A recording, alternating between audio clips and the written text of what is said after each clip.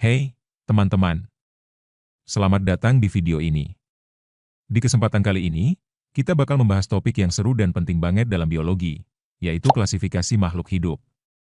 Kalian pasti sering dengar istilah klasifikasi, kan?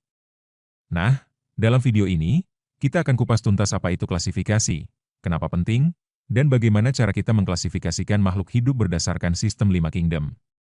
Yuk, simak sampai habis. Jadi, apa sih sebenarnya klasifikasi itu? Klasifikasi adalah proses mengelompokkan makhluk hidup berdasarkan kesamaan ciri-ciri yang dimiliki oleh mereka. Kenapa sih perlu diklasifikasikan? Nah, dengan klasifikasi, kita jadi bisa lebih mudah memahami hubungan antar makhluk hidup, mengenali perbedaan, dan tentunya mempermudah dalam mempelajari serta memelihara keanekaragaman hidup di bumi ini. Bayangkan kalau kita nggak punya sistem klasifikasi yang jelas, pasti akan bingung banget, kan?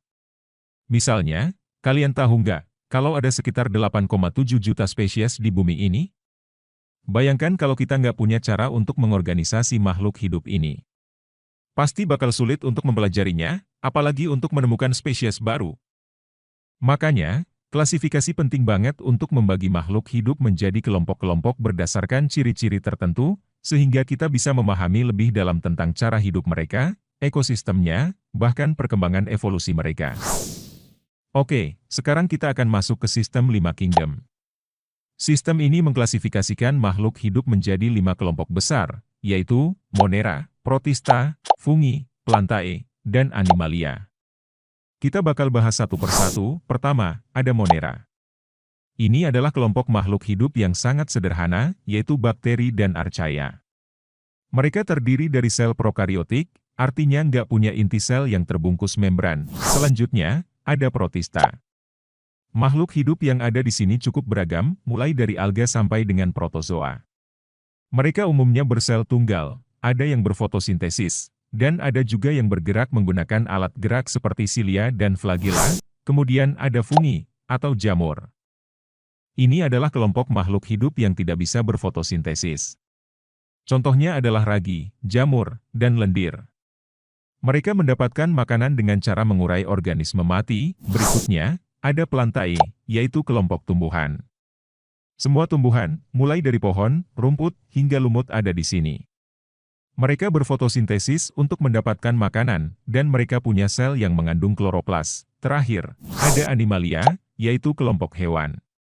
Semua hewan, mulai dari serangga, ikan, burung, hingga mamalia ada di sini. Hewan memiliki kemampuan bergerak dan kebanyakan mendapatkan makanannya dari organisme lain. Setelah mengelompokkan makhluk hidup ke dalam kingdom, kita perlu mengetahui lebih dalam tentang cara mengklasifikasikan mereka lebih lanjut. Nah, ini dia tingkatan taksonomi yang lebih rinci. Tingkatan taksonomi ini meliputi domain, kingdom, filum, kelas, ordo, keluarga, genus, dan spesies.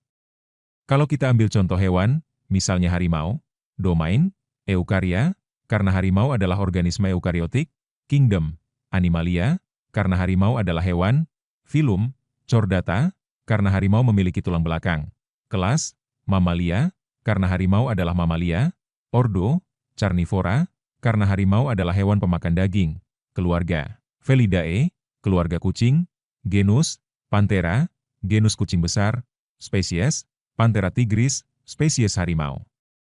Untuk lebih jelasnya, yuk kita lihat contoh ciri-ciri dan organisme dari setiap kingdom. Monera, organisme yang sangat sederhana, contohnya bakteri Escherichia coli yang hidup di usus manusia. Protista, organisme yang bervariasi, ada yang berfotosintesis seperti alga hijau dan ada yang bergerak seperti amoeba. Fungi, seperti jamur kuping dan ragi, yang berfungsi sebagai pengurai dalam ekosistem. Plantae, tumbuhan seperti pohon mangga atau padi yang berfotosintesis dan memiliki akar serta batang. Animalia, hewan seperti anjing, kucing, atau gajah yang memiliki sistem pencernaan yang kompleks dan bisa bergerak. Jadi, itulah sekilas tentang klasifikasi makhluk hidup dan pentingnya kita memahami sistem ini. Dengan klasifikasi, kita bisa mengorganisasi keanekaragaman makhluk hidup dan lebih mudah mempelajarinya. Semoga kalian sekarang bisa lebih paham tentang bagaimana makhluk hidup dikelompokkan, dari yang paling sederhana hingga yang paling kompleks. Kalau kalian suka video ini, jangan lupa untuk like, komen, dan subscribe untuk video biologi lainnya. Sampai jumpa di video berikutnya.